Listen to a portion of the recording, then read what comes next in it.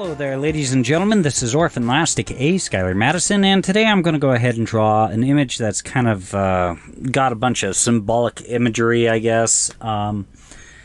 If you wind up seeing the final version of the image and you're thinking, that's nothing special, that's fine. You don't necessarily have to like the image.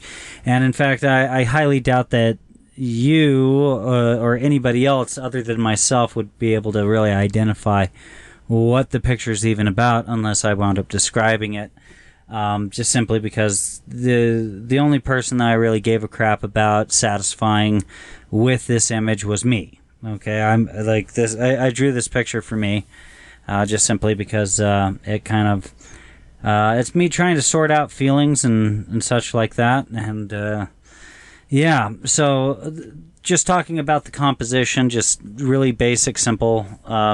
It's basically, in the background, you see this gigantic mouth, which I guess is the symbolism of socialization and such like that. Communication. The whole concept of being able to relay information from one person's mind to another person's mind. Okay? And that's the whole point of conversation. To relay information from one person's mind to another person's mind.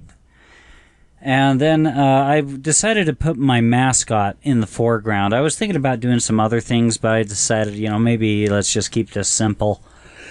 My mascot in the foreground, he looks like I deliberately made him look like he's uncomfortable. And because of that, that's generally how I feel when I'm forced to have some sort of social interaction and such. Like, if you wanted to experience a sensation that's kind of like what I feel whenever I need to get into a social environment, the best thing that I could relate it to is a video game. You could actually purchase it for pretty cheap on Steam. It's called Antichamber. And I'm telling you, like, the first hour and a half of playing that game, it feels exactly like what socializing feels like to me. It's kind of interesting because the game takes different concepts that we're all familiar with. Like, in order to take 2 steps forward, sometimes you need to take 1 step back. And so inside of the video game Antichamber, they actually have this physical environment where they demonstrate that concept as an object lesson with bizarre physics that don't resemble the sort of cause and effect physics that we're used to. It's a confusing game. It's really hard to describe. And the game does other things, like sometimes what you focus on determines what the end result is going to be. I think that's something that they say inside of the game. And so basically they wind up presenting you inside of a room, and depending on what it is that you're looking at when you enter into the room, it determines what door, what basically you wind up going like through a door, and there's only one door, but depending on what you're looking at will determine where that door leads you to. It's weird. It's kind of a mind-boggling experience. The thing is when if I were to get a little bit more specific as to my frustrations with conversation and interacting with people, it's just that, it's kind of like what my friend said when I introduced him to the game Antichamber. He said, that game looks really cool, but I think after 10-15 minutes I would just give up, because if the physical world around me makes no sense, I don't see any reason to participate. And that got me to kind of think of a concept that I've kind of had as a bit of a doctrine, a universal truth inside of my brain for quite some time, which is to say, the only reason why we interact with the physical world around us in any way, shape, or form is because we want to be able to control our stimuli, whether in part or in full. Okay? Now, I do run into people that are like, no, it's not like that. It's much more in depth. I participate with the world around me because of love, or something stupid like that. And it's just like, well, yeah, but that's just a stimuli, and so ultimately you're just confirming the fact that I already stated. It's just, I don't know, I don't know. I don't understand I don't understand people, the conversations and such like that. Well, I run into people that want to contradict me, and they don't have a well-formulated argument. And, well, in a world where "you're dumb" is seen as a legitimate argument, I don't see any reason to participate with anything with that person, that sort of thing.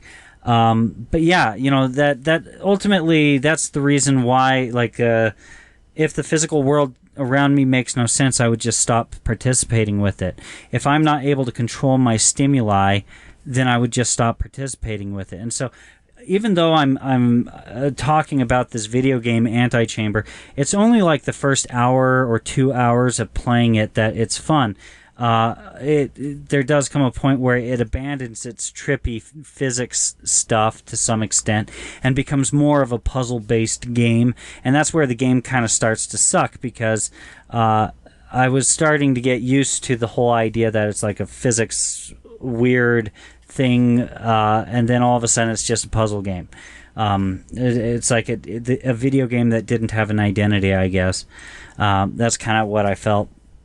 But yeah, anyhow, that's ultimately why I stopped playing Antichamber as well. It's just like, well, if I'm not able to control my stimuli inside of that video game environment in the way that I would like to, then eventually, of course, I'm going to give up on it. And I kind of feel the same way about socializing with people. I don't know. We live in this world where we've made things hyper politically correct, to the point to where there's situations where if you say something politically incorrect, others will make it so that you are now in a no-win situation, and there is no good that you can say, no good that you can do. You're just a horrible, despicable person. Time to make your life a living hell. Time to cancel you, basically. Whether it happens to just be in that specific setting or online or whatever, I think this is a really big problem. Because, as much as we live in this politically correct world where everyone wants to protect everybody else from being offended and such, what they're creating is an environment that's more offensive, especially to the most dangerous people out there in the world. If you actually use, the noodle in your brain and think about it, the most dangerous people among us are, the mentally ill, the people suffering from psychological illness.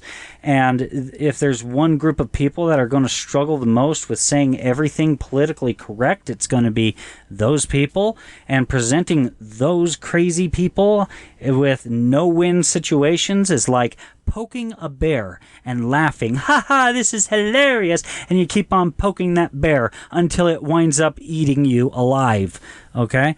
I think that political correctness is moving that direction, and the whole definition of identity politics. Eventually, once the crazy ones actually start to snap, they will take control over identity politics and show everyone what identity needs to be satisfied the most.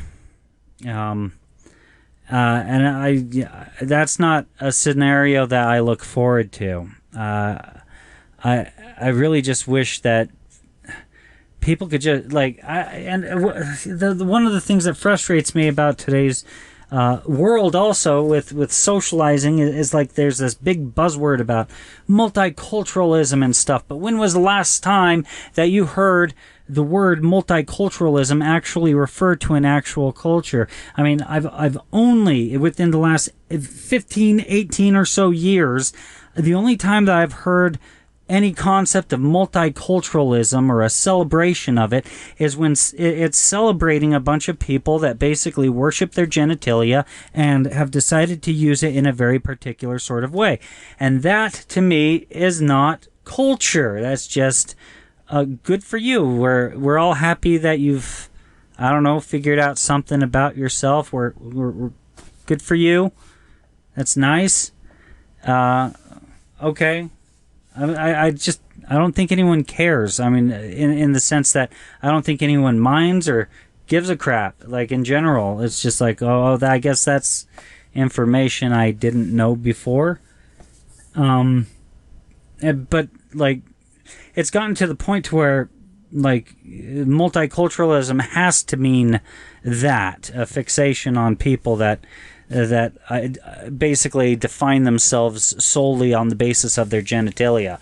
And if you try to actually address actual cultural topics, you can't do it now because otherwise that's appropriation. Basically, is basically the sort of pushback that you wind up getting. I think that's I don't know. I think the word racist has been pushed around too much to the point where it doesn't mean anything anymore.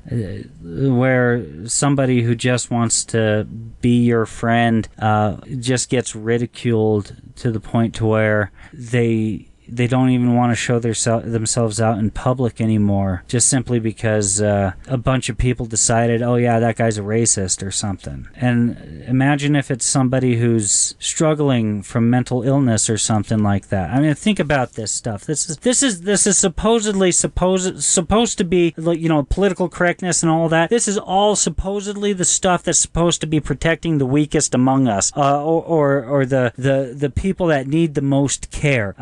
And yet it's having the opposite effect, I think, and I think it's a clear and present danger. It's getting to the point to where it's going to become more and more dangerous. Getting out there into social environments, if this is just the society that we have now, where at any given moment, you know, you could be laughing, having fun with a group of people, and have this sensation, this feeling that you belong, and then just within just 2 or 3 seconds, just a few moments, all of a sudden, you're a horrible person. You can say no good, be no good, and no-win situation, all that, and oh, by the way, now you have to pay the bill for the check or whatever it is that you're doing at that point. You have to pick up all the slack because evidently now you're the bad guy. I don't know. I don't approve of the culture that we've developed into. I think it's sold out on all of the values it pretends to have. But what have you? Whatever.